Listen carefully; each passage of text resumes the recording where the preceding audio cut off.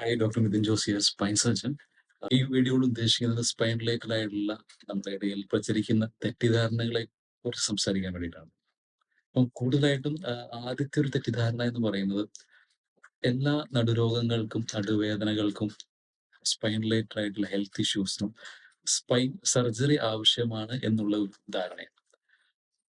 90% spine related ആയിട്ടുള്ള health issues, നടുവേദന, കാലിലേക്കുള്ള തരിപ്പ്, കടച്ചിൽ, ഇങ്ങനെയുള്ള കാര്യങ്ങൾ നമുക്ക് കൂടുതലായിട്ടും ലൈഫ് സ്റ്റൈൽ മോഡിഫിക്കേഷൻസ്, നമ്മുടെ ഡെയിലി ലൈഫിൽ തന്നെയുള്ള മോഡിഫിക്കേഷൻസ് വഴിയും ഫിസിയോതെറാപ്പി, റീഹാബിലിറ്റേഷൻ, പിന്നെ നമ്മുടെ എക്സസൈസ് പ്രോഗ്രാംസ്, മെഡിക്കേഷൻസ്, ഇവയെല്ലാം വഴി നമുക്ക് ഒരുവിധം പരിഹരിച്ചു നിർത്താവുന്ന കാര്യങ്ങളാണ്. അതായത് എല്ലാ ബുദ്ധിമുട്ടുകൾക്കും സ്പൈൻ സർജറി ആവശ്യമായി വരുന്നില്ല എന്നുള്ളത് തന്നെയാണ്. രണ്ടാമത്തെ വളരെ കോമൺ ആയിട്ട് ഉള്ള ഒരു തെറ്റിദ്ധാരണ എന്ന് പറയുന്നത് സ്പൈൻ സർജറി കഴിഞ്ഞാൽ ഉടനെ രോഗിയുടെ കാലുകളും കൈകളെല്ലാം തളർന്നു പോകും എന്നുള്ളൊരു ധാരണയാണ്. അത് ഒട്ടും തന്നെ ഒരു ശരിയായ ഇൻഫർമേഷൻ അല്ല.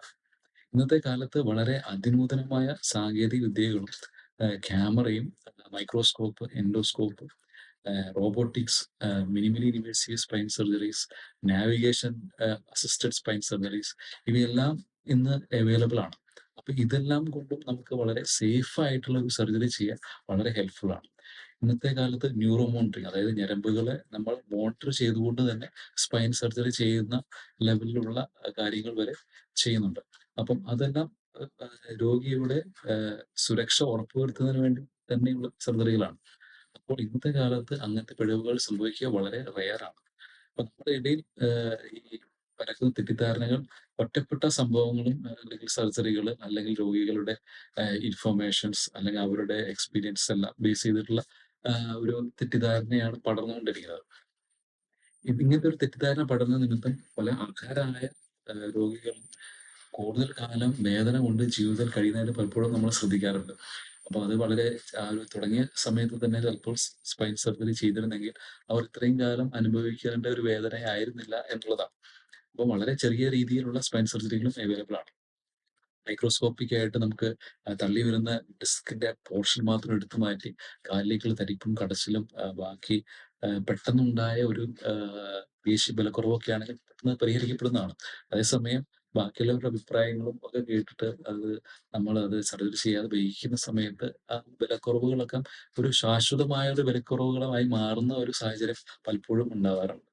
അപ്പം നമ്മൾ തന്നെയാണ് ശ്രദ്ധിക്കേണ്ടത് മിസ്ഇൻഫോർമേഷൻസ് ബാക്കിയുള്ളവർക്ക് പകർന്നു കൊടുക്കാതിരിക്കുക എന്നുള്ളത്.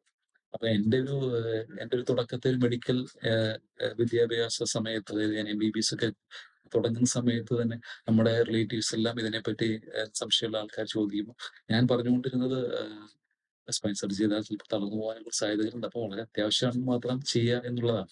അപ്പൊ അങ്ങനെ ഞാൻ തന്നെയും എന്റെ ഭാഗത്തു നിന്ന് ഒരു മെഡിക്കൽ വിദ്യാഭ്യാസ കാലഘട്ടത്തിൽ ഒരു മെഡിക്കൽ വിദ്യാർത്ഥി ആയിരുന്ന സമയത്ത്, അത് MBBS തുടങ്ങുന്ന സമയത്താണ്.